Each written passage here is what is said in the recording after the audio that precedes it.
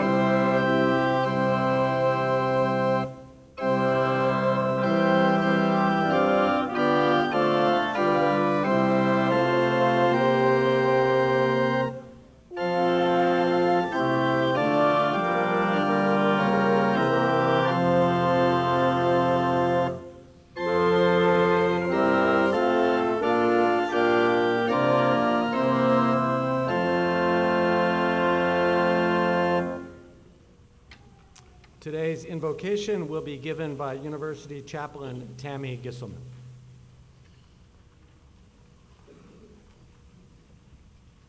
I invite you to pray with me. Holy and sustaining God, you have created us to live within time and space. More importantly, you have created us to live in community.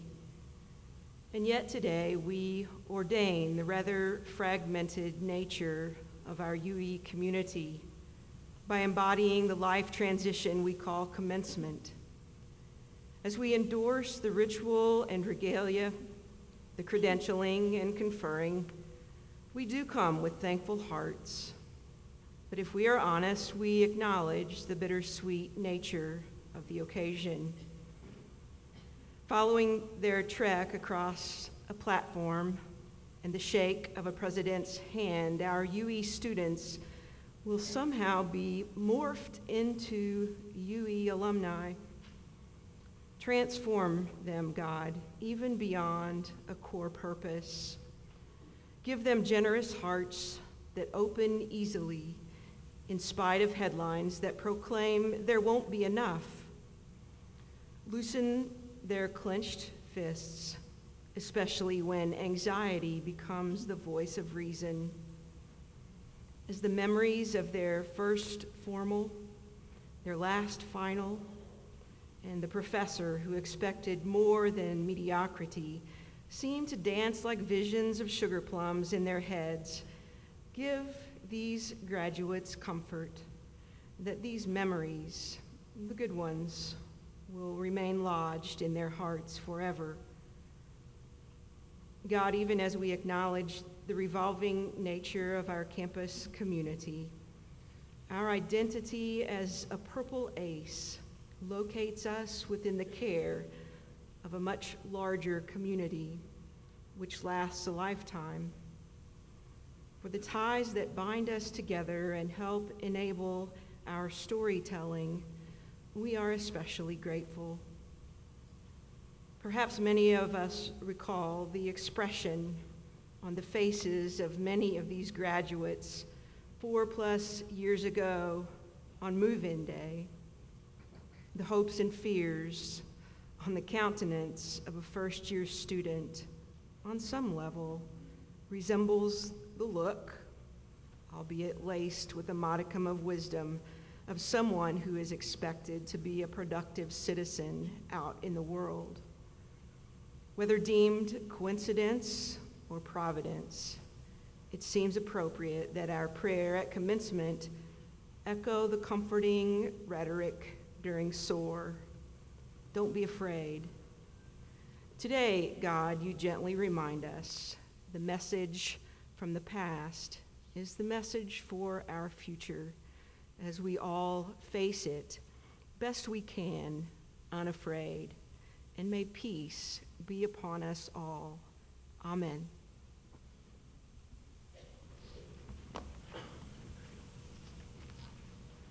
Please be seated.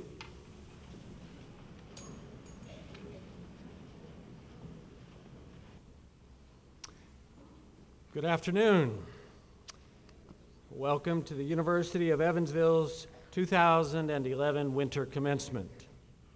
For you, our graduates, this event is an opportunity to celebrate your accomplishments and affirm your ability to set a goal and achieve it. We salute you and commend you for your fortitude, your resilience, and your talent. We have great confidence in you, for we know that you're equipped to succeed in a world that will test and challenge you. And of course, we wish you great good luck in the days, months, and years ahead. But this moment is not only about you, though it may seem so with the cascade of congratulations directed to you and the camera phones pointed at you. This is, you're likely thinking, your day, and you're going to bask in the validating light of praise and tribute. But in an important way, this day is as much a day of celebration, affirmation, and tribute to those who've supported you. Albert Einstein famously said that he stood on the shoulders of giants. Your presence here today is due in some considerable measure to the shoulders you've stood on.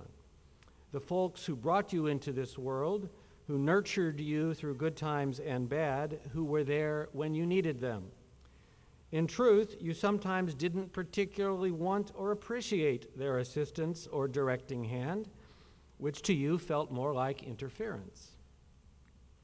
But they have persisted, and now it is their time to bask in the reflected light of your recognition. What they have done is profound. To put it bluntly, most of you wouldn't be here without them. In a recent speech, Bill Gates offered words of advice to high school students about how life really works. I'm not typically a fan of such nostrums, for they often reduce our complex reality to a reductionist and overgeneralized declaration about the world. But Gates offers one observation that is spot on. that captures a truth that graduates too often forget when they consider the reasons for their success. He says, quote, "Before you were born, your parents weren't as boring as they are now. They got that way from paying your bills, cleaning your clothes, and listening to you talk about how cool you thought you were." Keep that in mind. For if you're fortunate enough to bring new life into this world, to nurture and love, you'll likely seem pretty boring to your own children. That's because you'll get about the business of breadwinning, of supporting your spouses and partners, of making your sons and daughters do their homework, and making them go to bed at a reasonable time, and helping them to make good choices, and learning that there are consequences when you don't. You won't really be boring, of course. Those of us of a certain age certainly know we're not boring, but you will seem that way to your kids because you will be acting like a grown-up. So have a wonderful day. Do enjoy and accept the warm words of praise, for you've earned them. Those who have supported you are immensely proud of your achievements and excited about your future. But as you celebrate, don't forget to give mom or dad and grandma or grandpa and aunts and uncles, friends, any of the folks who've made it possible for you to be here, a hug. Tell them you love them and tell them thanks. Someday you'll be on the receiving end of such thanks, and it will mean more to you than you can possibly imagine. So to all of you here, graduates, moms and dads, family members, supporters, all of you, congratulations. The University of Evansville is very proud of you.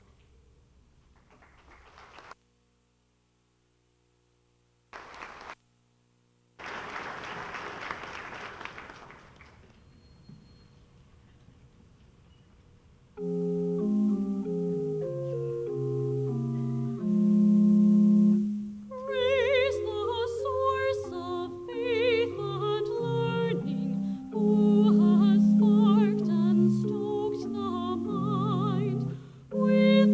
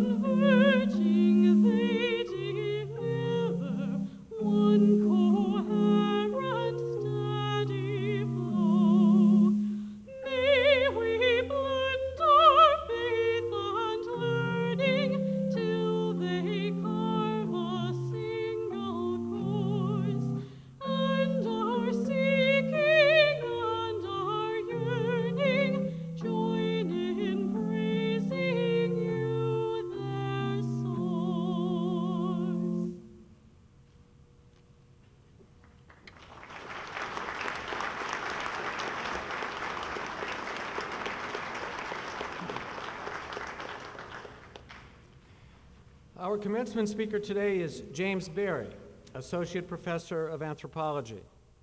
During the university's spring commencement in May, Dr. Berry was named the 2011 Outstanding Teacher of the Year. The University of Evansville Alumni Association presents this award annually to a faculty member who is nominated by students, faculty, or administrators for his or her exemplary teaching abilities. Dr. Berry has been a part of the University of Evansville community since 1978 after earning his PhD in anthropology from Indiana University. He also holds a Master of Arts in Anthropology from Indiana and received his undergraduate education at the University of Minnesota.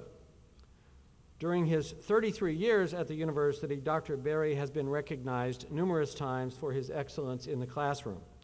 He has received the Dean's Teaching Award for the College of Arts and Sciences and the Sidney and Sidell Berger Award for Service. It is because of Dr. Berry's extraordinary passion for his field, his warmth and wit, and his dedication to helping students succeed that the UE community holds him in the highest esteem. Ladies and gentlemen, I'm pleased to present Dr. James Berry.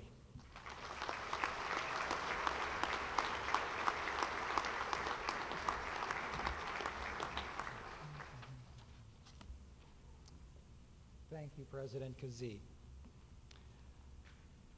Few professors are given the opportunity to speak to a graduating class, and I, for one, consider myself fortunate. Like you, I expect today to be a once-in-a-lifetime experience. It took you 3.5 to 4.5 years to get to now where you're sitting. It took me 33 years to get to where I'm now standing.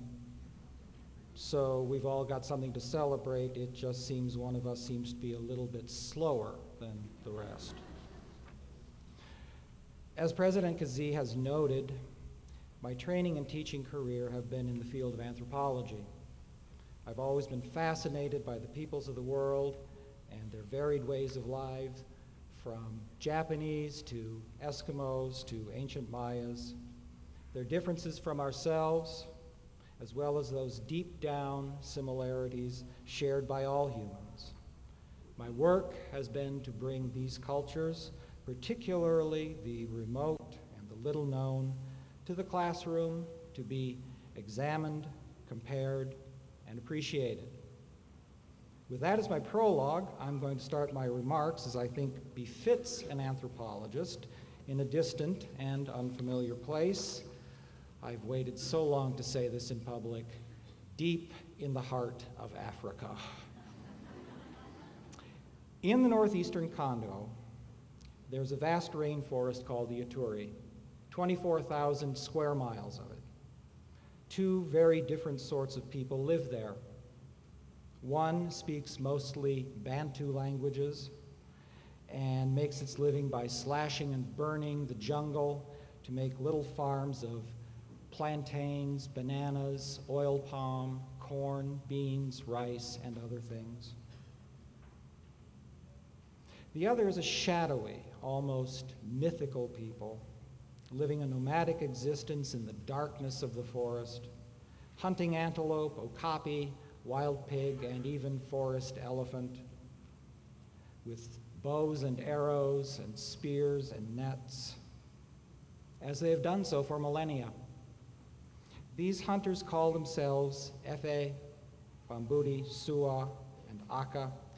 We know them better as pygmies. Although Bantu villagers and pygmy farmers, pygmy hunters, differ in almost every aspect of their lives, economy, family life, religion, and more, they share a common bond. Each needs what the other has. Without the meat, medicinal plants, and other products of the forest, the villagers would find it hard to survive, as would the pygmies without the iron tools and the oil-rich, high-calorie foods from the Bantu gardens. And so they trade. But there's more. So important is this relationship that Bantu and Pygmy have further cemented it with ritual. The initiation of boys into manhood, called Nkumbi. Every 3 years, the farmers' sons are taken from their mothers and paired with the sons of pygmy hunters to be bound in a kind of blood brotherhood. Their heads are shaved and their bodies smeared with white clay to symbolize their death as boys. Then they're taken deep into the forest for 3 grueling, terrifying months of reprogramming them in the form of men. They're deprived of sleep, ridiculed, bound and gagged, or even whipped for the slightest indiscretions or offenses, all to toughen them and discipline them into the hardships of manhood. They're indoctrinated into the responsibilities of men and the super secret man stuff that women and children must never know. If this sounds like a boot camp, it is. When they return to the village, they come back reborn as men, entitled to marry, start families, own property, and ultimately, when they die, to become revered ancestors themselves. The rare boy who refuses to undergo Nkumbi will be denied all of these rights. He will be condemned to live out his life in a state of arrested, perpetual boyhood. This kind of rite of passage is common in Africa and in much of the developing world. That young boys should be subjected to such harshness may seem absurd and cruel to us, and perhaps it is, but at least the boy man, knows exactly where he stands in the scheme of things. The only thing that that is a little bit unusual about the Nkumbi as compared to all other African rites of passage into manhood is the extreme youth of the participants. All of the boys are between the ages of 9 and 12. Manhood comes early in the Ituri forest. So what's that got to do with us? Let me make a contrast, if I may, by shifting the time and place away from Africa to a place called Bloomington, Indiana, and the year's 1974. Bloomington, IU is where I got my PhD. In '74, I had completed my 3 years of graduate coursework and qualifying exams, had my master's degree in hand, was teaching part-time, and had started work on my doctoral dissertation. I was self-supporting and soon to be married. One day, for reasons I have forgotten, I got into an argument with my landlord. It was an intense, nasty argument that just grew and grew until my landlord finally exploded, "You're just the same as all those other college boys and girls." I was 26 years old at the time. Am I still a boy? But the pygmies get to be men at 9. Maybe I should have taken out my anthropologist's notebook right then and said, "Can we take a break here? I'm really interested in your recollections about your boyhood and how and when you became a man. I think I could get a publication out of this." But my instincts told me perhaps this was not the best time. I've thought about that incident from time to time in the years since. In our world, the distinction between boy and man, girl and woman, seems to have become blurred. The transition from the one to the other, vague and hard to define. Aside from the milestones provided by many religions, we Americans do not have our own version of the Nkumbi. We do not have a uniform rite of passage from childhood to adulthood. And so young adults in our society receive mixed messages from parents and teachers, often not knowing where they stand in terms of their rights and their responsibilities in the family, in the community, and so forth. It's no wonder that adolescents have a reputation for being rebellious. So in the eyes of the community, when do American boys and girls become American men and women? 18, 21, high school graduation, today? Social science has been looking into that particular question. A study conducted by the University of Chicago in 2002 measured 7 steps or transitions that many Americans consider essential to achieving adulthood: completing education, being employed full-time, becoming financially independent, living independently of parents, getting married, having a child, and supporting a family.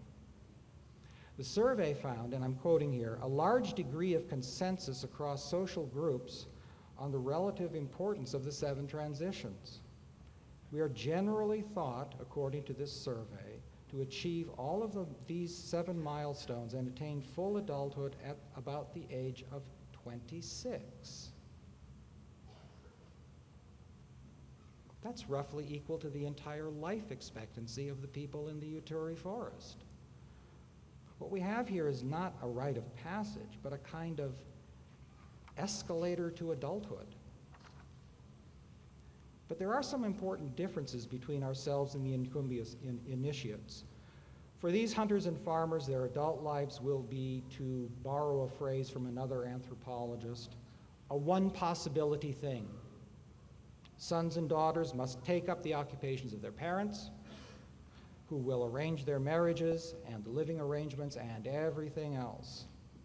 By puberty, these Uttari boys and girls will already have learned just about everything there is to know about a way of life that hasn't changed much in 1,000 years. Under those conditions, conferring manhood even at the age of 9 is not that outrageous. Life in the rainforest may be short, hard, and unpredictable, but it is not, by our standards, complex. Your lives, by contrast, are already complex and anything but one possibility. It may be that your major field launches you to the career of your childhood dreams: nursing, law, advertising, music, associate professor of anthropology. That one's taken. But it could also happen that along the way something new, something wholly unanticipated presents itself as an opportunity. Maybe even something you've never even heard of. Try these out for size: image consultant, retirement counselor, chief privacy officer, information broker. I kind of like that last one, but you need a master's degree in library science, so think about it. It's even possible you'll discover your true happiness and fulfillment in a career that hasn't even been invented yet. 20 years ago, how many web designers were there in the world? With so many possible futures, what's the key? I think the answer to that is embodied in our university mission statement: commitment to lifelong learning. For us, learning does not, it cannot stop at puberty. Our purpose as a university is not just to confer degrees in major fields, but to give you the opportunities to develop and refine the skills that you will need in not a one possibility world, but in a many possibility world. Writing, numeracy, reasoning, researching, evaluating information, self-reflection, teamwork. There's a long list. The benefit to you lies in the versatility, in the adaptability of the skills you have learned here. If you're willing to write and work and think, your options expand enormously.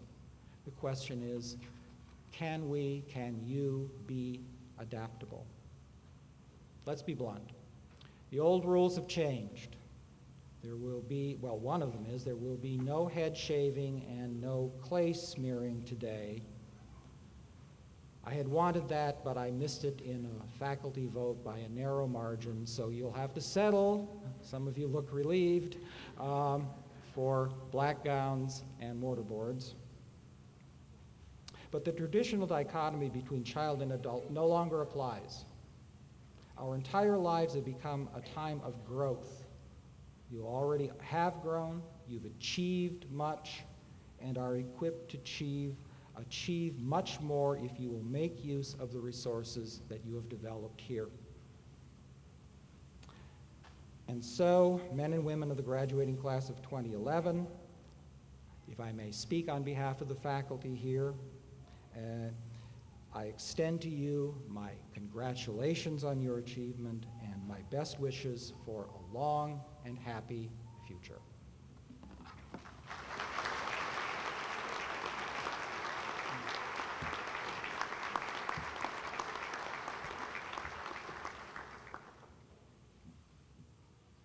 Thank you, Dr. Berry. The line for head shaving will be over here to my left. Each year, the General Board of Higher Education and Ministry of the United Methodist Church grants an Exemplary Teacher Award. This award recognizes excellence in teaching at United Methodist Church-related institutions of higher education. This year, the Exemplary Teacher Award goes to Dr. Greg Roski, Associate Professor of Management in the Schrader Family School of Business Administration. One member of the committee that selected Dr. Roski for this award described him as a constant stream of ideas. In Dr. Roski's 6 years at the University of Evansville, it is his energy, enthusiasm, and willingness to serve that have distinguished him as an outstanding member of the faculty. With a PhD in manufacturing management and engineering from the University of Toledo, Dr. Roski is an invaluable bridge between students and industry. He's a champion of experiential education and is highly respected by local business leaders for his work in engaging students with companies such as Toyota and Shoe Carnival. Dr. Roski's excellence in the classroom is further demonstrated by the outstanding teaching evaluations he has received each year at UE. Aside from his achievements as an educator, Dr. Roski is also an active and committed researcher. In the last 6 years, he has published nearly a dozen peer-reviewed journal articles and presented at conferences across the nation. Among the awards Dr. Roski has received at the University of Evansville are the Siddell and Sidney Berger Award for Scholarship in 2010, the Dean's Research Award in 2010, and the Dean's Teaching Award in 2007 for the Schrader Family School of Business Administration.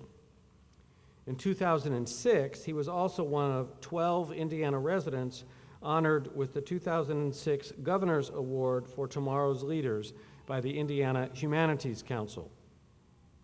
For his many accomplishments inside and outside the classroom, and for his tireless commitment to improving the student experience at the University of Evansville, it's my honor to present the 2011 Exemplary Teacher Award to Dr. Greg Roski.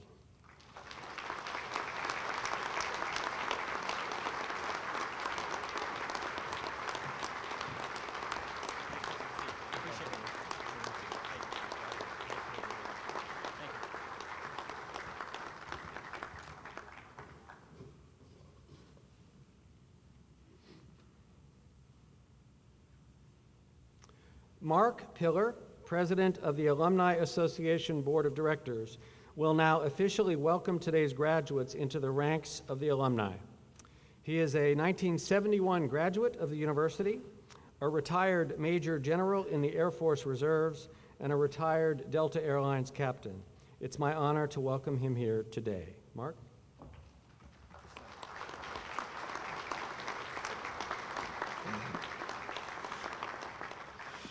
I often get misplaced. Well, what a treat for me to be here today. This is the largest group of young collegiate age people that I've been around where I haven't seen anyone texting anyone else. It's remarkable. On behalf of the Alumni Association and our 28,000 plus members, it is my honor to welcome you to our ranks. I look forward to your metamorphosis as you walk across the podium here. Upon graduation today, you become our newest members. Your experiences here, whether you realize it or not, have been life transforming, preparing you to engage the world as an informed, ethical, educated, and productive citizen. You join the ranks of many esteemed professionals, including a Pulitzer Prize winner, a U.S. Senator, nationally and internationally known researchers, just to name a few.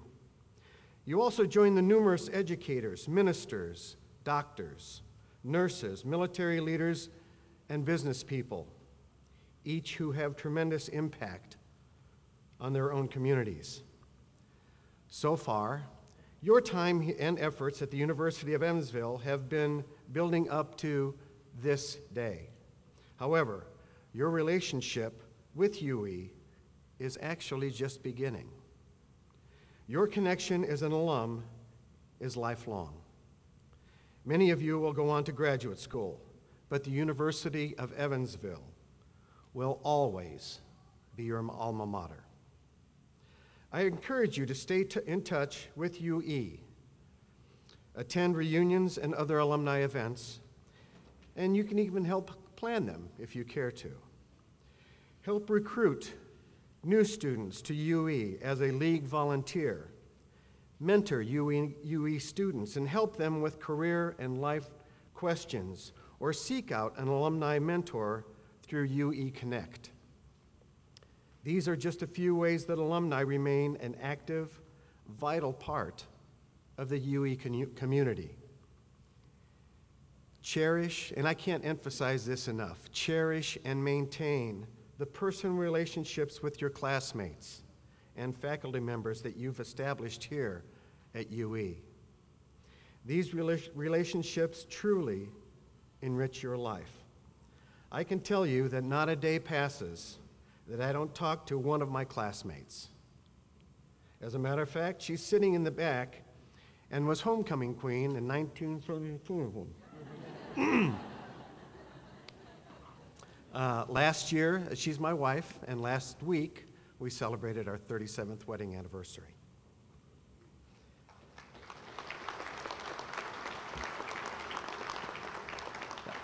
She's here. That could be a little louder for me, please. I get points for this. But don't let your connection with UE end here. Your UE network is 28,000 strong, and there are many new members and new relationships yet to be forged. Once you walk across the stage and shake President Kazee's hand, you will be presented with a special gift to welcome you to the Alumni Association. John David Lutz, chair of the theater department and a fellow alumnus, and I will present you with a key. The key symbolizes that your education here and your connection to UE are vital keys to your success and can unlock a whole world of opportunity. Congratulations on this significant accomplishment. Your families and all the UE family is proud of you. And finally, welcome to the University of Evansville Alumni Association.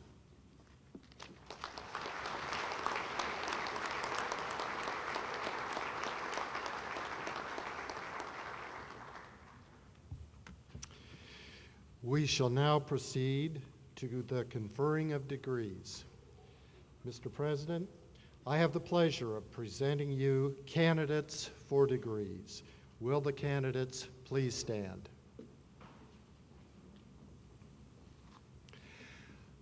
On behalf of the faculty, I certify that these persons have completed the required courses of study at the University of Evansville, and they are presented to you for conferring of degrees. Thank you, Dr. Mosbo. By virtue of the authority vested in me by the Board of Trustees and on the recommendation of the faculty, I confer upon you the degree to which you are entitled, with all the rights and responsibilities pertaining thereto. Will the candidates please be seated?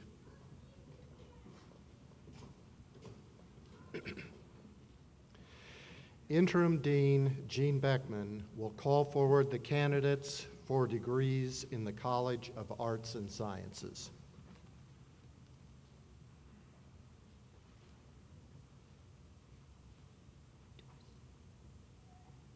For the degree Bachelor of Arts, Patricia Mary Anderson.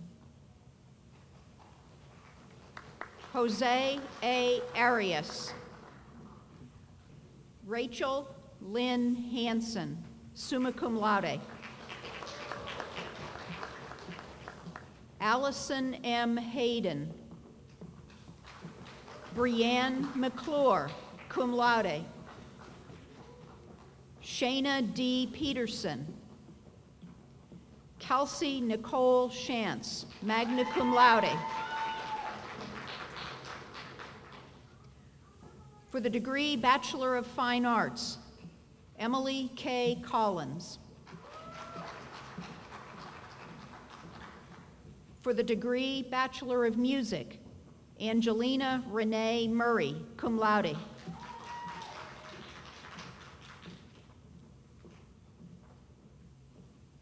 For the degree Bachelor of Science, Megan Elizabeth Alexander, cum laude. Danielle Ayer. Anne Merrill Bradford, cum laude. Brandon Ray Carpenter. Justin S. Carter. Mark P. Chavez.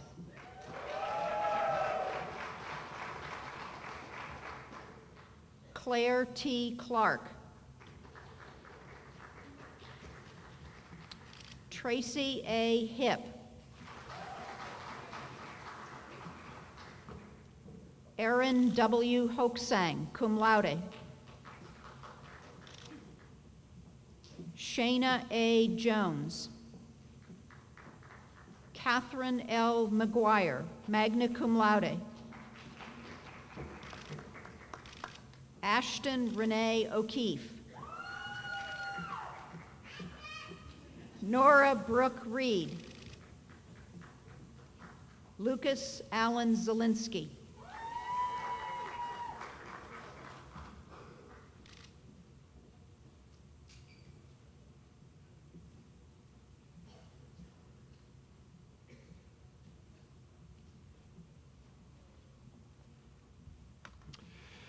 Dean Stephen Standiford will call forward the candidates for degrees in the Schrader Family School of Business Administration. For the Bachelor of Science in Accounting, Kasum Sami Al-Moslam. For the Bachelor of Science in Accounting and Bachelor of Science in Business Administration, Megan E. Ziliak, cum laude. For the Bachelor of Science in Business Administration, Emily S. Bethke.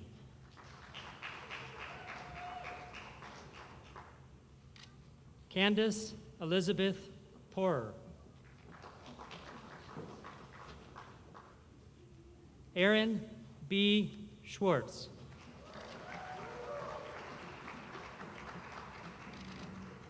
Andrea M. Solomonson, summa cum laude.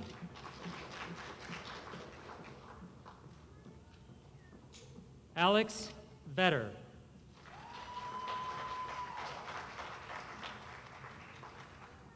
Abigail Amanda Weintraut.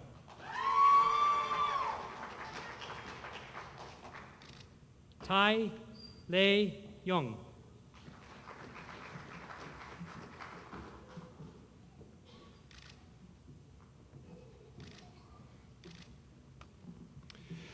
Dean Lynn Penland will call forward the candidates for degrees in the College of Education and Health Sciences. For the degree Bachelor of Science, Ashley Michelle Burton.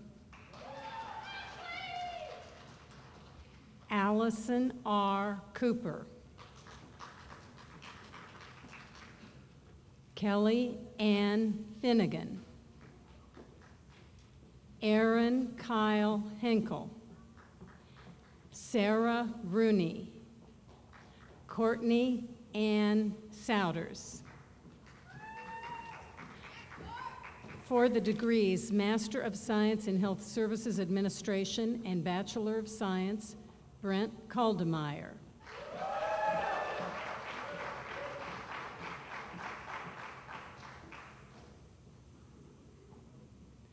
For the degree Master of Science in Health Services Administration, Melanie Kincaid.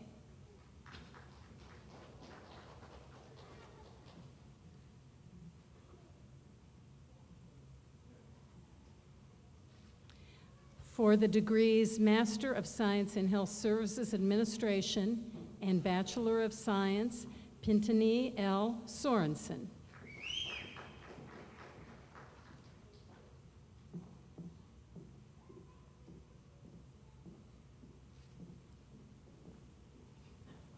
Melissa Truex, summa cum laude.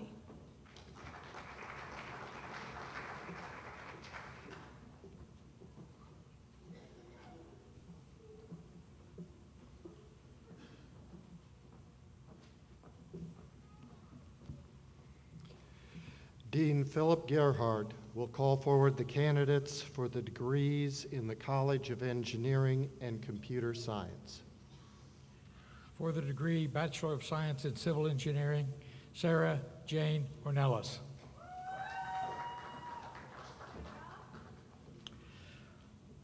For the degree Bachelor of Science in Computer Science, Muslim Hussein Al-Muslim. Bradley K. Graber. Jeffrey Scott Arger, cum laude.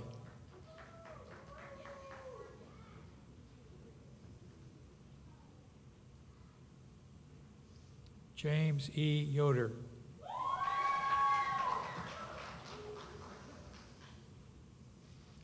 For the degree Bachelor of Science in Electrical Engineering, Mustafa Nasser H. Al-Namir.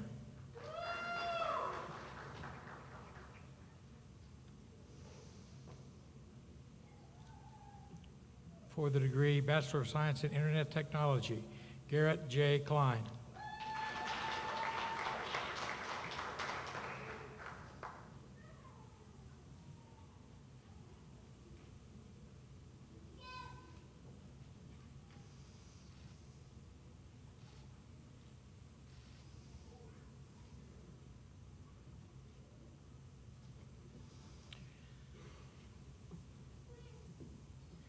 For the degree Bachelor of Science in Mechanical Engineering, Bradley S. Mathias. Joshua J. Bielmeyer.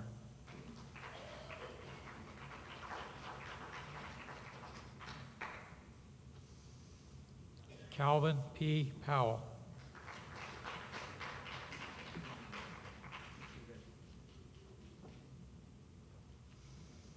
Jonathan Michael Richardson.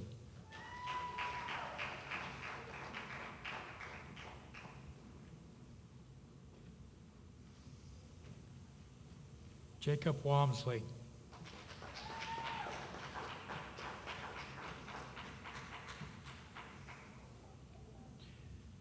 For the degree Master of Science in Computer Science and Engineering, Lee Yi Situ.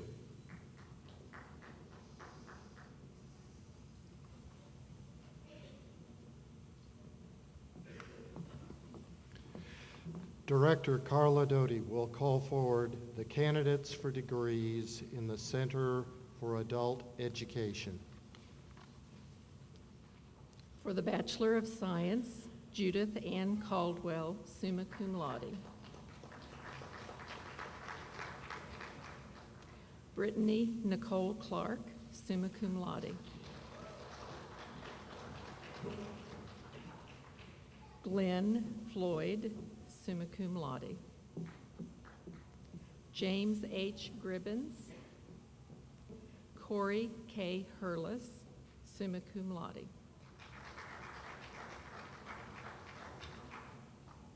Stephen Michael Lamble. Jason Kirk Nelson, magna cum laude. Jonathan Oxman. Kevin D. Watson, summa cum laude.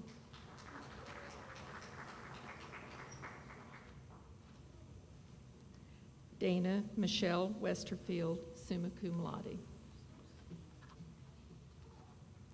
For the Master of Science, Tiffany Arago.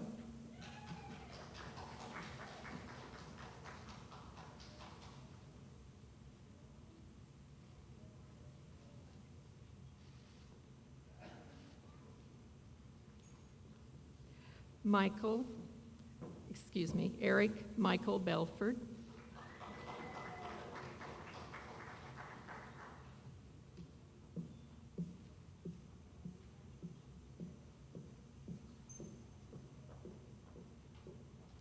Robert E. Cunningham, Jr.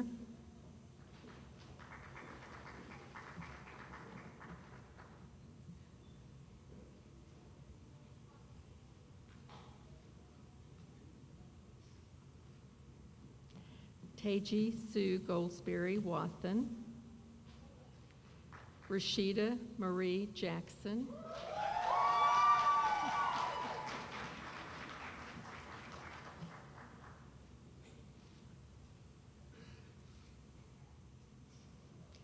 Eric C. Moffett. Thomas William Patterson.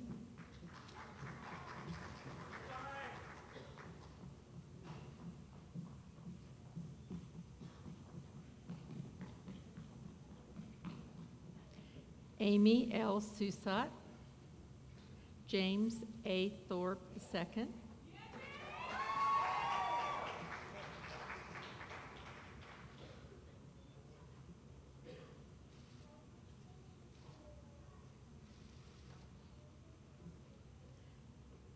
Deborah Ann Wilson.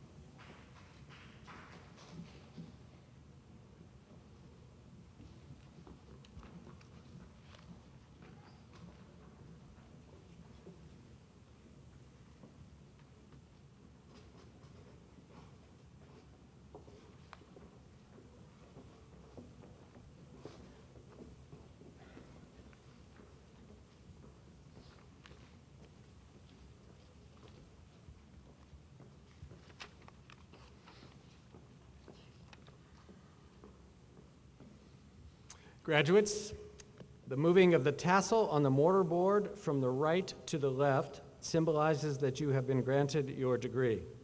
Congratulations, and please move your tassel at this time.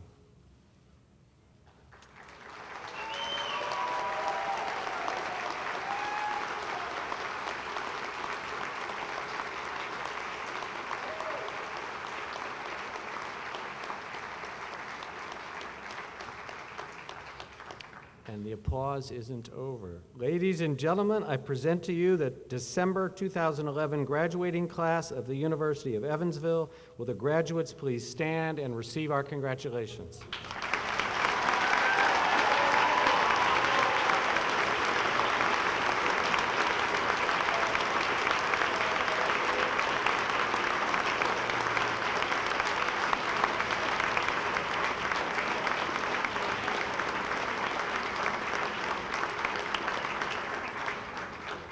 You may be seated. And now you'll get your chance to applaud. Will the families and friends of the graduates please stand? Graduates, please show your appreciation.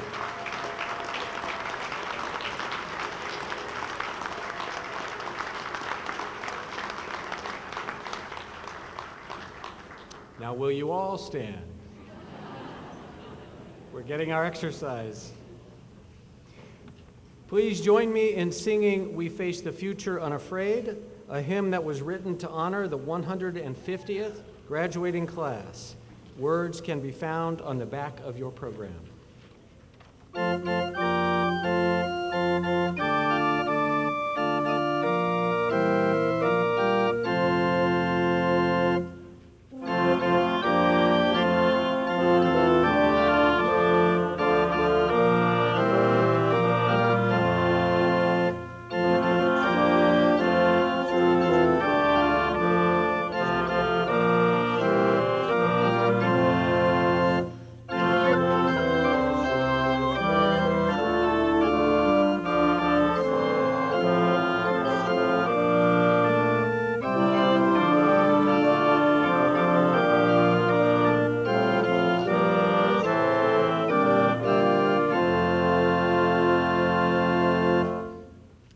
In honor of today's graduates, you are all invited to attend a reception sponsored by the UE Alumni Association.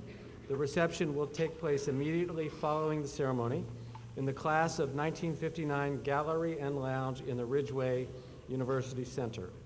Chaplain Tammy Gisselman will now close with our benediction.